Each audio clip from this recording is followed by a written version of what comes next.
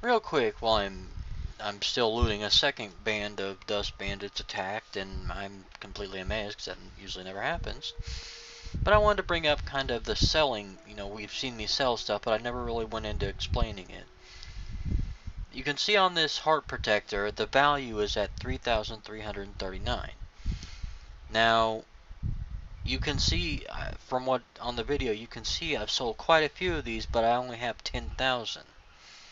With as many as I've sold, I should have much more than that. However, below value is the trade value. What that basically means is that I can buy this for over 3,000, but I can only sell it for 667. Same with these samurai boots. I can buy them for over 800, but I can only sell them for 171. So make absolutely sure if you see a big item that costs a lot, but you may have to ditch two other items to pick it up, make sure that it's actually worth it, not only in weight but in value. Another point down here is that this one I actually ditched two swords for. It shows 1200. So I was like, great, but then I just got here and it says trade value is only 256. Now, okay, good. You can see the trade value when you're not in the store. I just wanted to double check that. But I just wanted to kind of give you guys a heads up on that, because you may think that you found a great weapon or a great deal, but it turns out that it's actually not as great as it would seem. So I will be back as soon as I have something else to say. Okay, now we're back. Finally, the bandits have stopped attacking. I've sold quite a lot of loot now. I now have over 16,000. I actually sold that cleaver I got off the boss, or that saber, for a long cleaver, which is a hacker class. Basically, I did this because that saber took away from my attack and added to my defense. This one takes nothing from my attack, but still gives me defense. So that's something that I want in it, a weapon. Here we have, you'll notice my strength has gone up, and with it, my, actually it should have been higher than that, but never mind. Anyway, my strength has gone up. Toughness actually goes up by you taking damage. So as you can see, I have taken quite a bit of damage, so my toughness has gone up. Dexterity is attacking with light weapons, and I'm going to presume that a saber is a light weapon. I'm not 100% sure on that, but it increases your block speed and attack speed.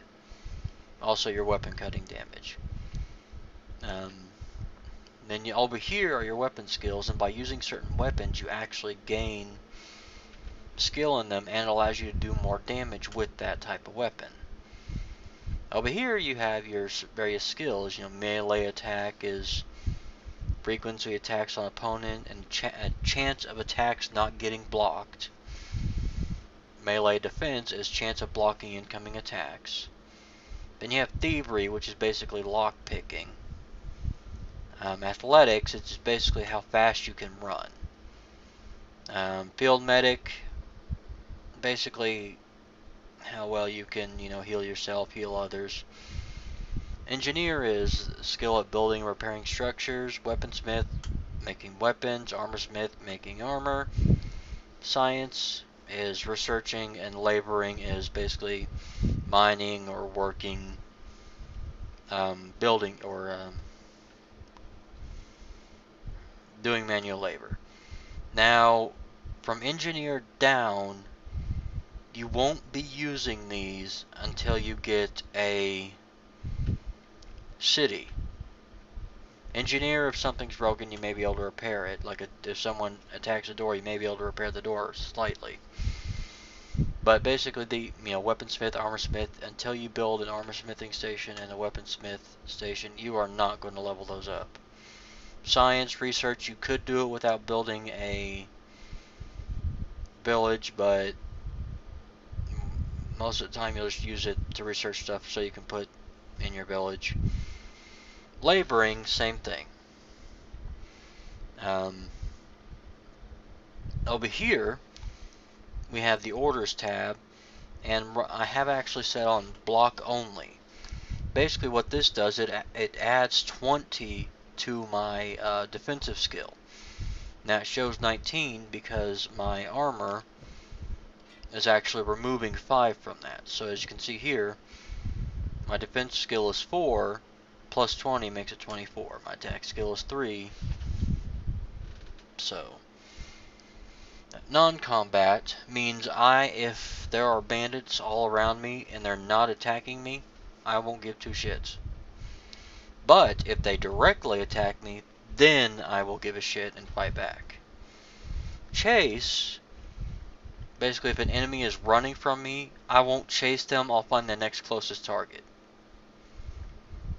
Taunt is basically I will make myself the loudest guy on the battlefield, or try to at least. That way it will draw more enemies to me, and maybe some weaker allies can run off or pick them off. Medic tells whoever you have selected to basically patch up any wounded characters in your group. If you click this and there's injured NPCs around, you won't heal them. You only heal people that you have added to your group. Rescue. Now I haven't actually tried this one out yet. I've never had the opportunity. You click this, supposedly, this will order your selected characters to pick up all your wounded allies. If you own any buildings nearby, they will take the wounded and put them in beds. Make sure to heal their wounds first. Prospecting. You click this, and it will give you information about the, nearby. You need to be outside to do it, but it'll give you information how much, water, how fertile the land is, how much stone is in it there, and iron. Here you have the build tab, and we'll be getting to that once we start working on our village. But for now, we'll be, for this series, I'm actually just going to focus on character development. Now, you may notice I'm injured, and when I try and walk, I limp. Now, you'll notice my left leg is actually damaged. Yes, the yellow bar is all the way to the top, but all that means is that it has been bandaged and will heal quickly. That doesn't mean I have full use of the leg. In order to get that, I need to either A, wait for it to heal, or I can rest in a bed. Now, this is an inn, noted by the image of the bed. You can right click on any bed in an inn and pay 100 cash, and your character will lay down. Notice I'm actually healing much faster lying in a bed, and I'm actually just going to go ahead and speed up time. And so here I'm just, like I said, lying in a bed and healing up. Over here on the left side, you have a little info pane. It actually is cut off because it's not really optimized yet. But you have your character's encumbrance, their combat mode, which I'm defensive because I have blocks only on. If I take that off, combat mode, I'm sleeping. But then my attack skill is -1 because my helmet takes off 5. Defensive skill is 19 because, it takes off 5. My strength is 3, but you'll notice I have a multiplier by it. This is because I'm actually overweight in my carrying capacity, which means I'm training my strength as I walk. Down here is your health KO limit. What I'm going to presume this means, I'm still foggy on this. I interpret it to mean that if any of these goes to below 18, you'll be knocked out. However, I've been knocked out with only nothing in negative. So this I'm still not 100% sure on. Toughness XP boost is the same thing. Sometimes it's 1%, sometimes it's times 5%. I don't understand. I'm not a Kenshi master, I don't claim to be, I'm just trying to give a little insight in what the game's about. I'll bet it's pretty horrible at this point, due to all the random happenings. Before I end this set, I'm actually going to go into the local bar and hire an extra sword. This fellow, by looking at their equipment, you can tell how much they'll cost. He has a single sword, no shoes, and just pants. He's going to be a $700 guy. He'll basically be just like I started out, $100 and nothing. This guy you cannot hire. He is a shop guard, and that's all he does. He's not for hire, and he'll just tell you not to steal anything. This guy's in the same boat as the guy outside. He costs $700, and all of his skills are 1. There was another inn. See if I can't find it. Sorry if I'm, moving the mouse or the camera so much makes you ill. But okay, here we go. Now this person, as you can see, it has a turban, a single sword, and some shoes and a shirt. Now this is either going to be a medic or an engineer. Medic would be very helpful for healing wounds. Engineer, not so much right now. I'm thinking this will be the engineer. Yep, engineer. I don't need you right now. You're the medic. Yep. Can you fight too? Not really, but I'm good at science and stuff. How much? 2,500. You're in. Now, I actually told a friend of mine I was going to name them.